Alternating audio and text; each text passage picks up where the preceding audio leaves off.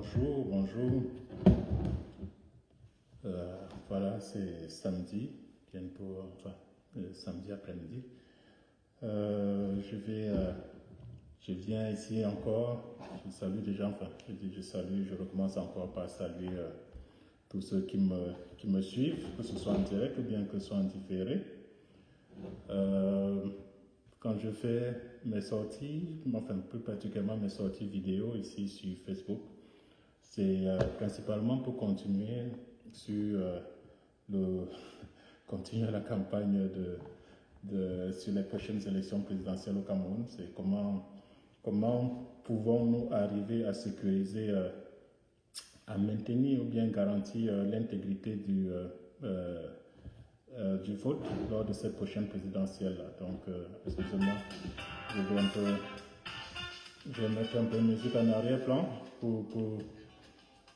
déjà pour m'encourager, pour me permettre de bien structurer ce que je vais dire ici et puis voilà, de passer un peu quelques moments agréables avec vous, de détente avant que ça ne commence.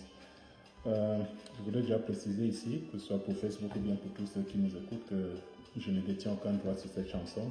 Elle est de Tatiana Miat, sortie, ça remonte à plusieurs années. Hein. Le titre de la chanson, pour ceux qui sont intéressés, c'est Soyons heureux. Quelles que soient les circonstances, quel que soit ce qui se passe, on essaie d'être heureux. C'est ça. C'est aussi un des messages en background, hein, quand je m'adresse à vous, quand j'essaie d'être présent ici. C'est pour vous dire que voilà, on peut vivre beaucoup de choses à titre personnel, au boulot, dans la famille, parmi les amis, n'importe quoi qui peuvent essayer de vous détruire, de vous rendre triste, de vous rendre malheureux. Mais il ne faut pas céder, quoi. Il faut être heureux. C'est ce que Tatiana Mat nous apprend dans cette chanson-ci. Au-delà même seulement des paroles, c'est une musique tellement agréable d'écouter que bon voilà, on ne peut pas être triste quand on l'écoute. Donc si vous êtes intéressé à faire comme moi, c'est une chanson de Tatiana Miat. Soyons heureux. Au-delà de ça aussi, derrière je suis un bon amateur des autres. J'aime bien écouter cette musique, j'aime bien voir les gens danser les autres. Je la trouve vraiment assez inspirante de t'entendre comme chanson. Je sais pas danser, hein. Je sais pas danser, mais bon. Mais j'aime bien voir des gens qui dansent. C'est agréable à voir. Et puis la musique aussi, elle n'est pas moins agréable. Donc, je mets cette chanson, je vous ai dit. Ça permet de détendre un peu l'atmosphère. Et puis, en espérant que ceux qui me suivent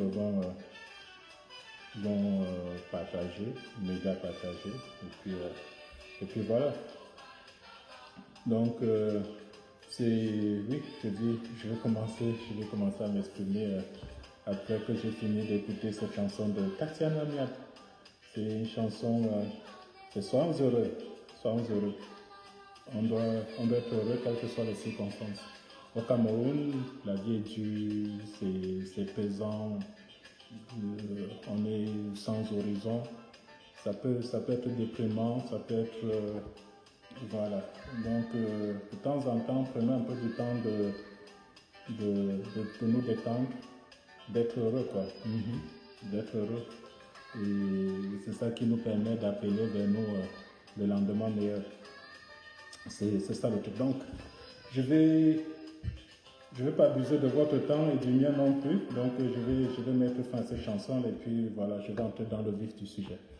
Le thème ici, c'est comment pouvons-nous arriver à assurer, à garantir l'intégrité des votes lors de la prochaine élection présidentielle au Cameroun.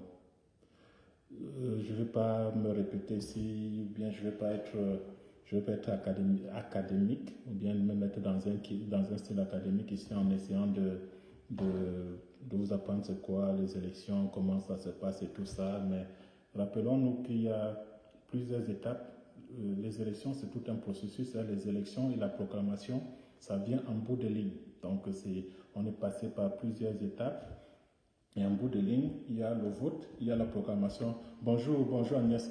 Il y a le vote et il y a la proclamation des résultats. Donc, c'est dans ce contexte-là que moi, je me situe. Et puis, je dis, je veux mobiliser derrière moi des gens qui veulent aussi travailler exclusivement sur ce processus-là. C'est-à-dire que la proclamation, la dernière phase du processus électoral, qui est la proclamation des résultats.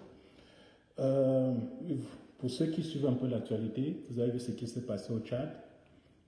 Il y a eu l'élection, c'était au cours de la semaine, lundi, je crois.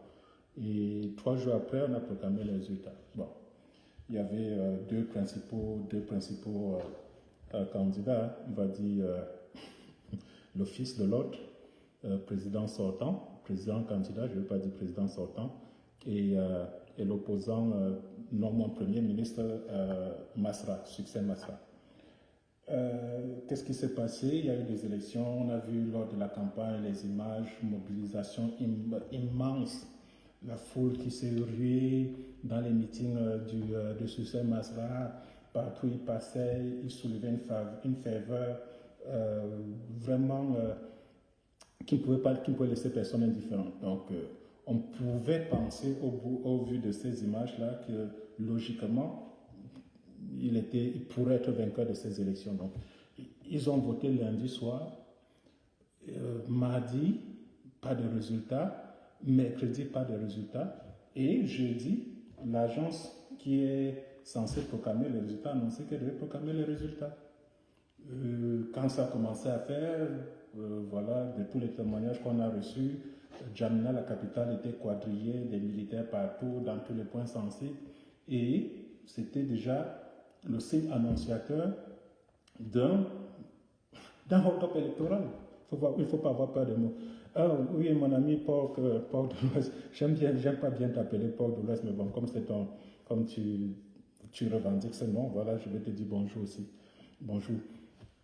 Oui, donc, et voilà, c'est ça le but, Agnès, s'il te plaît, il faut répandre la nouvelle parce que je trouve que si on ne s'investit pas à titre personnel dans le processus, dans nos différents engagements, on n'aura que nous à blâmer en fin de compte. Donc voilà, c'est pour ça que j'essaye, avec les petits moyens que j'ai, d'être tout le temps dans l'action et puis essayer de mobiliser les gens pour qu'ils me suivent. Donc j'étais en train de dire que Succès Masra, au-delà de la popularité évidente qu'il a démontré lors de la campagne, on est arrivé le jour des résultats, il s'en sort avec 18%. Officiellement, ça c'est le chiffre officiel, 18%.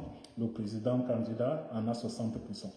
Mais le même jour, Succès Masra, il a voulu prendre les devants et il est venu proclamer les résultats que lui il avait. Il a dit que lui, il était le vainqueur des élections avec 59%. OK? Mais, où est le problème quand je suis en train de le dire? Je suis en train de prendre cet exemple-là pour illustrer le propos, pour éviter que cela arrive lors des prochaines élections présidentielles. Donc, je dis, tous ceux qui ont suivi Succès Masra, si c'était organisé, ok, en groupe, de manière, en petite communauté, en réseau, qui va pouvoir couvrir tous les bureaux de vote, centraliser les résultats et les publier le même jour, le même soir, le lundi après les élections, il aurait été très, très, très, très difficile pour le système gouvernant d'inverser ces résultats-là. Parce que ces résultats ont été publiés par un organisme qui échappe à tout contrôle et qui soit en fait en lui-même inattaquable. Parce que c'est des résultats qui sont issus des bureaux de vote. On aurait eu ces résultats-là dès lundi soir, ou plus tard mardi matin. OK? Les réseaux de Succès Masra auraient déjà investi toute la scène nationale pour contraindre l'organisme chargé de publier les résultats de ne pas les inverser. Mais quand on reste, on fait des résultats un mystère, personne ne sait ne peut pas donner les résultats même du bureau de vote qui se situe à 2 km de chez lui, et on entend qu'on a gagné, c'est difficile de pouvoir mobiliser. C'est difficile, très difficile de pouvoir mobiliser après. Même quand on vient, on dit qu'on a gagné, il n'y a que les plus irréductibles fervents supporters qui vont croire, qui vont pouvoir essayer de se lancer dans cette revendication-là. Or, si on met les résultats sur la place publique, visible par tous, inattaquable, dont l'intégrité est certaine sur la place publique, tout le monde, ça permettra déjà de démonter les résistances dans le camp d'en face. Ok? Rendre la tâche de trucage un peu plus difficile. C'est ça un peu le but, et c'est là mon but en fait, pour les prochaines élections. Je dis, au vu de l'article 113 du Code électoral camerounais, cet article dit explicitement que les résultats issus des bureaux de vote sont immédiatement rendus publics. Ça, c'est la loi. Ce n'est pas quelque chose que je suis en train de crier. Mais on a constaté que depuis 1992 qu'il y a des élections au Cameroun, personne n'exploite cet article-là. Quand je dis personne, je ne suis pas en train de vouloir dire, je m'inclus, j'inclus toute la population, j'inclus tous les organismes, tous les systèmes de communication qui sont en place aujourd'hui. Personne, il n'y a jamais quelque part où on peut aller de manière indépendante. Regardez, on dit, je veux voir les résultats des élections des bureaux de vote de l'école publique de Banganté Centre. Ça n'existe pas. Ça n'existe pas. Au mieux, c'est ceux qui ont voté à Banganté Centre là, qui vont connaître les résultats de leur bureau de vote. Dès qu'on se déplace 10 km plus loin, ces résultats-là deviennent mystérieux. Donc, moi, je suis ici en train de vouloir changer un peu le cours des choses. Ok? Quand je dis je, excusez-moi un peu de parler de manière personnelle, il n'y a rien de personnel là-dedans. Je dis que dans l'ambition est personnelle, mais dans les objectifs, c'est quelque chose de collectif. Je dis encore le jeu ici, je ne veux rien m'attribuer du tout dans ça, c'est juste que je suis celui qui essaie un peu de vouloir pousser des gens à embrasser ce chemin-là. Donc, je dis, aujourd'hui, le Cameroun, dans son ensemble, si on s'en tient aux chiffres officiels et même dans les fichiers, les camps que j'ai pu contrôler, les fichiers auxquels j'ai pu avoir accès, il y en a à peu près 25 000 bureaux de vote. Donc, je dis, 25 000 bureaux de vote, si on essaye de décentraliser, de découper les tâches et de se répartir le travail, ça prend 25 000 personnes, 25 000 volontaires pour s'assurer que nous aurons les résultats des bureaux de vote le même jour des élections. Ça fait 25 000 personnes qui seront là, qui vont superviser. Je dis superviser ici, ce n'est pas qui seront sur le terrain. Les volontaires, les partenaires que je suis en train de chercher, ce n'est pas les gens qui seront sur le terrain. C'est-à-dire que j'ai besoin de 25 000 personnes qui vont venir dire que moi, Patrice Ngassam, je veux prendre le bureau de vote de l'école publique de Banganté Centre. Ça, c'est son bureau de vote. Ok? Il ne va pas venir me remettre de l'argent. Je ne suis pas là pour collecter de l'argent de qui que ce soit. Non. Je ne veux même pas qu'on remette l'argent à quelle quantité, que ce soit public ou bien organisation, privée ou publique, je veux dire. Je ne veux pas que cela se passe ainsi parce que c'est une fois que l'argent entre en jeu, ça corrompt. Donc, je dis, il y a 25 000 bureaux de vote. Si on dit que chaque parti candidat, chaque parti qui va compétir à l'élection présidentielle, parce que c'est une élection à circonscription unique qui est nationale, pour que chaque parti envoie des représentants dans les 25 000 bureaux de vote, si ça lui coûte en moyenne 20 000 francs CFA par bureau de vote, ça fait 500 millions de francs CFA. 500 millions. Je dis, c'est juste, hein, on n'a pas encore mis de l'argent dans la campagne. On n'a pas, c'est juste pour s'assurer comment je fais pour être présent, couvrir tous les 25 000 bureaux de vote. J'ai besoin de mobiliser en termes de ressources financières 500 millions de francs CFA. Aucun parti au Cameroun n'en est capable. Aucun parti, je vous dis, aucun, même pas le RDPC. Je ne parle pas de l'État, parce qu'on peut dire que le RDPC est confondu à l'État. Si vous remettez 500 millions aux gens du RDPC d'aller mettre dans les élections, ils vont détourner. Mais à titre individuel, il y a des gens qui peuvent sortir de l'argent assis à gauche, à droite, dans le RDPC, pour mobiliser des milliards. Ça, on n'en doute pas. Mais je dis qu'en tant qu'organisation, en tant que structure, en tant que parti, il n'y a aucun parti politique au Cameroun qui est en mesure de mobiliser 500 millions de francs CFA. C'est où je dis, c'est une réalité, c'est un blocage, Ça fait partie des faiblesses structurelles, systémiques même, à la limite, auxquelles nous devons, des contraintes avec lesquelles nous devons fonctionner. Je dis donc, mobilisons-nous, trouvons 25 000 volontaires, chacun va prendre en charge un bureau de vote et ce volontaire-là va s'occuper de la logistique nécessaire au fonctionnement de ce bureau de vote. Donc, il va travailler avec des partis partenaires. Ces partis vont envoyer des représentants dans les bureaux de vote parce que c'est ce que la loi dit. Et c'est à ce volontaire-là de s'occuper des représentants. 1 ou 2, maximum 2 représentants, idéalement 2, avec lesquels le volontaire va travailler. Et s'il y a de l'argent à sortir, le volontaire va sortir de l'argent pour remettre aux gens sur le terrain avec lesquels lui, il fonctionnera. Il ne remettra pas cet argent à un parti politique, il ne remettra pas cet argent à une organisation, un groupe d'individus, il remettra cet argent directement aux gens avec lesquels il travaille sur le terrain. Et ces personnes auront la responsabilité d'être présentes dans le bureau de vote, superviser, c'est-à-dire que pour le compte du parti qui les mandate, superviser les élections, le processus de vote. Et en fin de journée, c'est filmer les résultats. Filmer, prendre son téléphone, filmer. Quand on commence déjà à faire le décompte, le déploiement du vote, il prend sa caméra, il filme et il envoie ses résultats à son parent.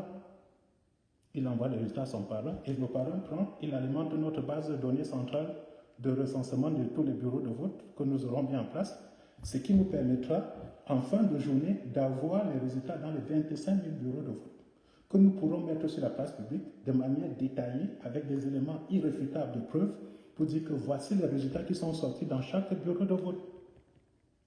Ok? Une fois qu'on l'a mis de manière aussi, je dis, de manière aussi claire, aussi simple, telle que la loi le dit, je dis, quelles que soient les ambitions du camp d'en face, ou bien quelles que soient les ambitions de n'importe quel truqueur, celui qui voudra truquer les élections, cela lui deviendra, je ne vais pas dire impossible, mais extrêmement difficile de pouvoir inverser ces résultats-là. Donc, on n'attendra pas 2 jours pour avoir ces résultats, on n'attendra pas, si on n'attend pas 2 jours, c'est impossible que les résultats soient publiés au bout de 3 semaines. Et une fois que ces résultats-là sont immédiatement publiés,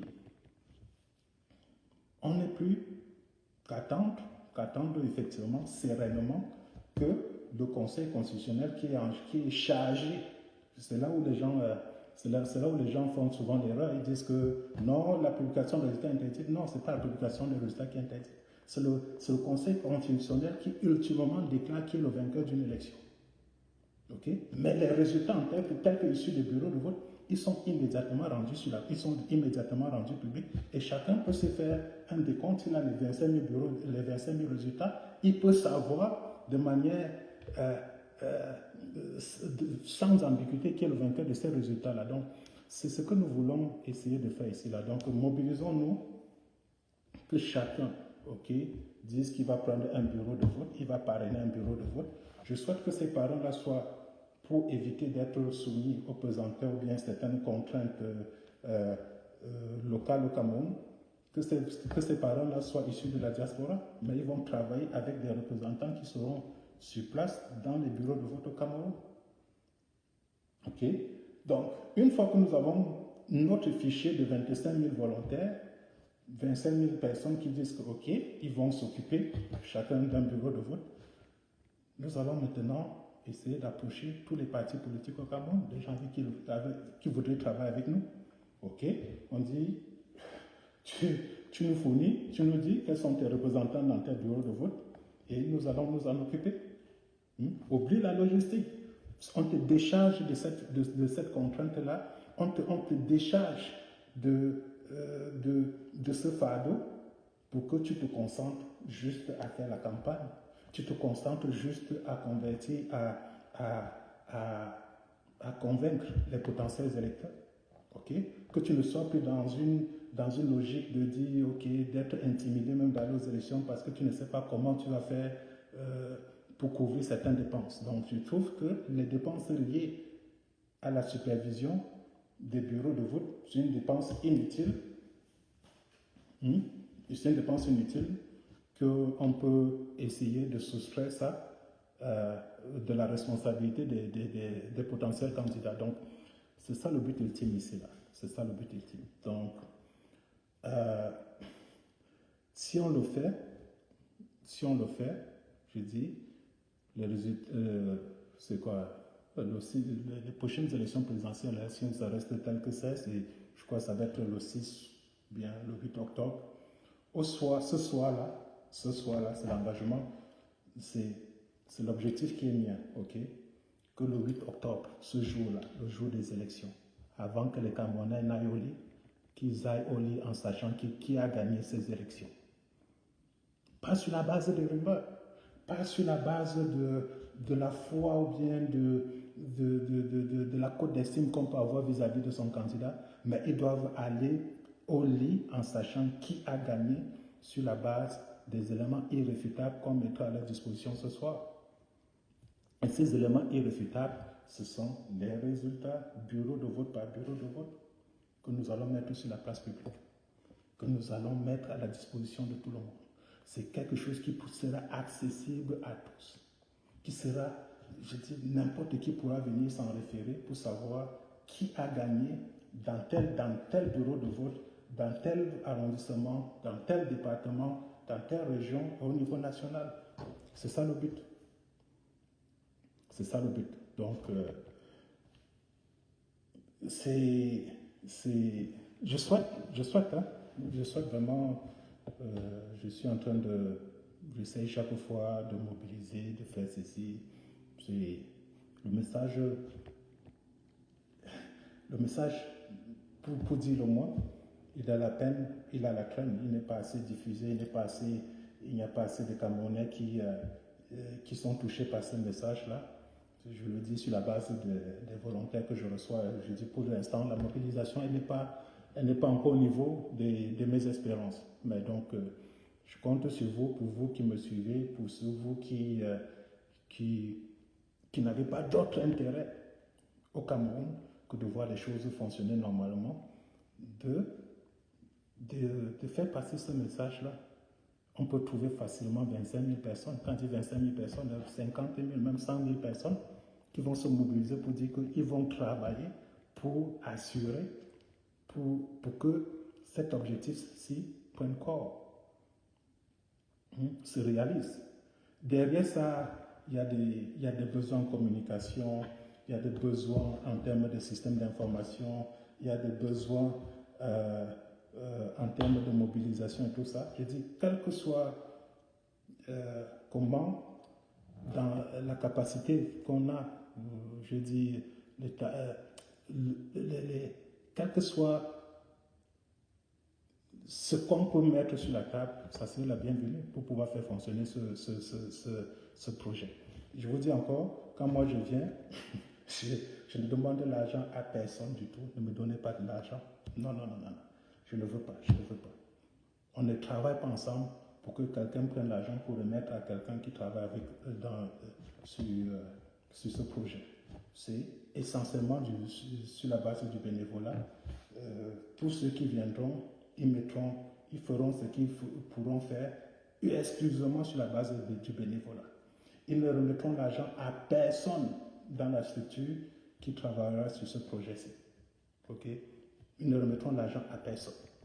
Tout ce que nous voulons faire, c'est alléger les tâches. Déjà, c'est deux objectifs.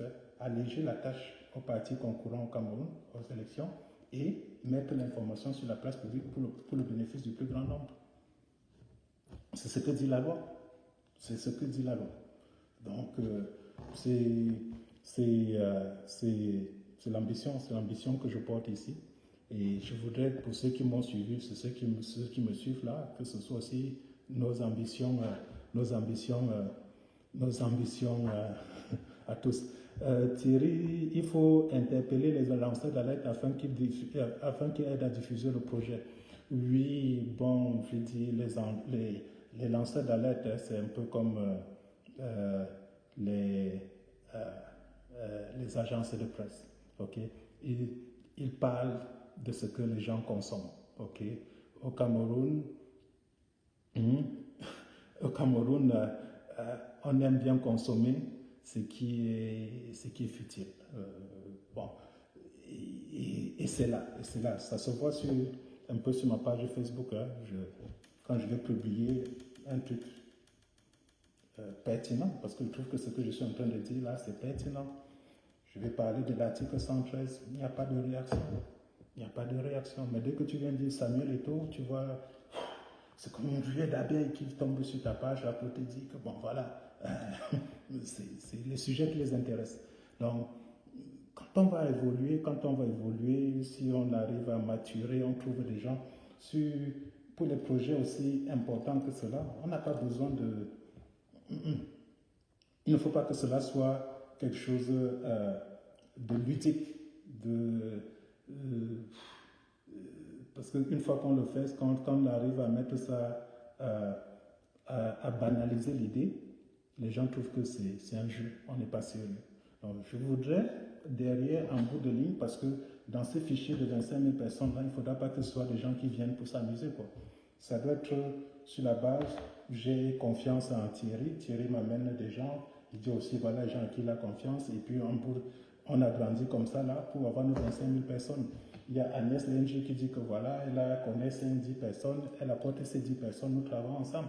Donc, je ne veux pas que ce soit quelque chose qui soit difficilement contrôlable, qui doit échapper à notre contrôle, quoi. Donc, on doit s'assurer déjà, si on veut faire quelque chose qui va marcher, on a intérêt de s'assurer que nos 25 000 volontaires soient effectivement des 25 000 volontaires. Je ne vais pas ouvrir un fichier sur la place publique qui va être venu polluer par ceux qui sont contre l'idée, quoi. Donc, je dis, les adeptes de la fraude qui viendront me donner 25 000 noms fictifs ou bien 25 000 personnes qui ne vont pas travailler dans le sens de ce que nous attendons d'eux.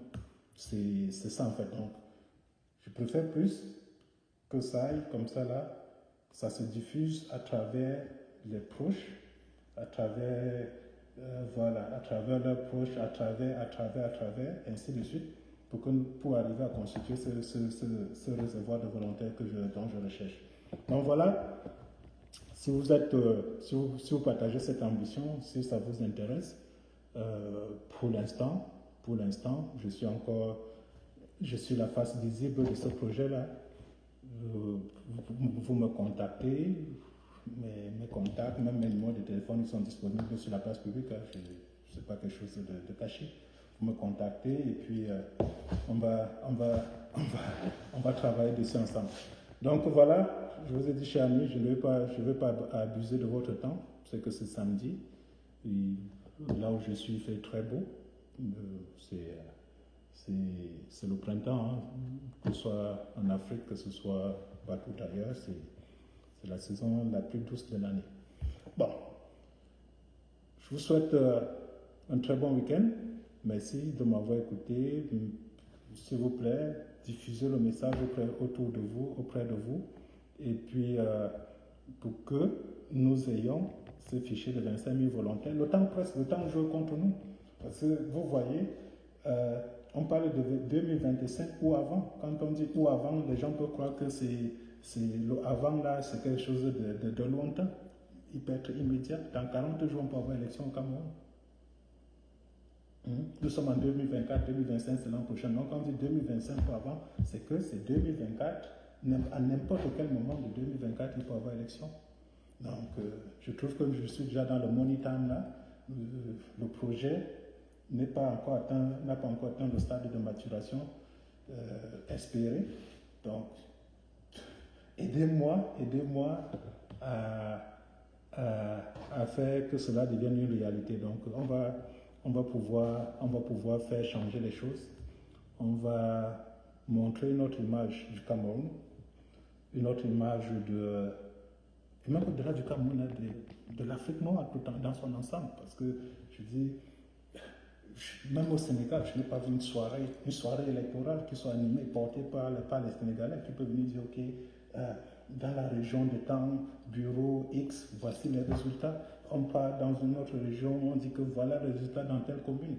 Ça n'existe pas. Donc c'est l'ambition qui est derrière tout ça. Il y a quelque chose d'énorme, hein, je dis en termes d'opportunités et tout, même pour ceux qui veulent voir les résultats de ces élections-là, telles que ça se fait en France, telles que ça se fait sur les chaînes comme CNN.